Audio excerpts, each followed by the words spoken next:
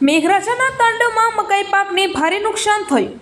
દાહોદ જિલ્લાના ધાનપુર તાલુકામાં ભારે વરસાદ અને ભારે પવનના કારણે હજારો ખેડૂતોને મકાઈના પાકને ભારે નુકસાન થવા પામ્યું છે. હાલ સતત વરસી રહેલા વરસાદ અને ભારે પવનના કારણે ઠેર ઠેર ખેડૂતોને મકાઈના પાકમાં ભારે નુકસાન જોવા મળી રહ્યું છે.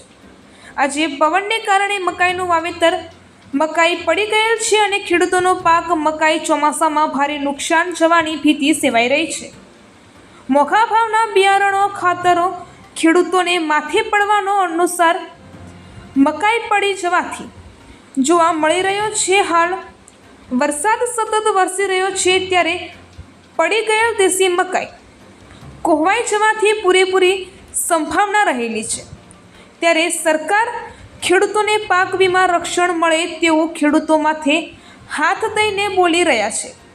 ચોમાસાની અંદર મકાઈનો વાવેતર કરતા મકાઈ ઉત્પાદન વર્ષ સારું જશે એવું લાગતું હતું, પણ અચાનક ભારેથી અતિભારે વરસાદ ખાબકી પડતા મકાઈનો વાવેતર કરતા ખેડૂતોને ભારે નુકસાન જોવાઈ રહ્યું છે.